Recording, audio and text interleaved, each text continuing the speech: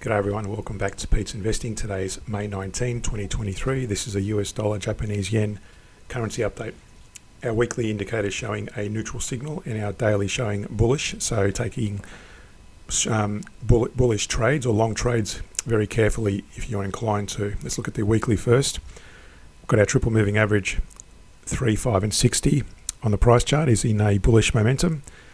And whereas the CCI 150 moving average 5 and 50 is neutral compared to the price chart, so we're getting a neutral signal on that, which means the weekly is not in your favor should you want to go long or short. So just be very careful on the daily. Although you got a bullish signal, so taking long trades very carefully on the lower time frames, and we'll cover that in the hourly in a minute.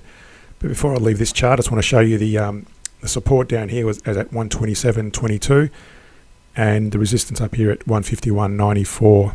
Now we had this diagonal descending trend line and it broke through that number of days ago and it's still continuing to the upside, so hence the bullish signals given back here. So again, you can see here it did break through the 38% Fibonacci retracement level, and now it's approaching the 50% Fibonacci on that wider time frame in that between those highs and lows. On the hourly, again carefully going long only based on the daily trend. The idea is you trade in a direction of the daily in this case, but I prefer to have the weekly aligned as well, taking long trades when the candle breaks above the fractal, and the CCI on the hourly chart is in bullish momentum as well. So that's where it is at the moment. Now I've got up here I've got a back test run that had run, and you can see there this is a profitability chart. You can see there the drawdown since that high of profitability. It's actually drawn down and used up the capital. Now this is all in Japanese yen, hence you got the very high figures, but doesn't matter. It's still the principle is still the same in terms of profitability.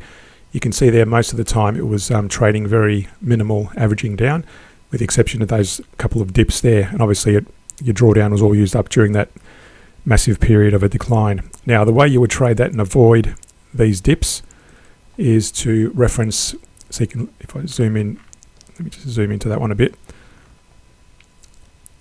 So going back to this period, you'll notice there was predominantly, the weekly was showing long positions to be taken along with the daily as well during those periods.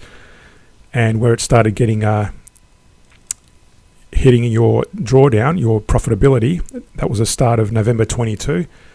So November 22, basically on that decline there, which is that decline there, you can see there is no bullish signal on the weekly, although there is more recently. So there's no bullish signal during that period in that decline, but more recently on the daily you had a few bullish signals there, but again no bullish signals yet on the weekly.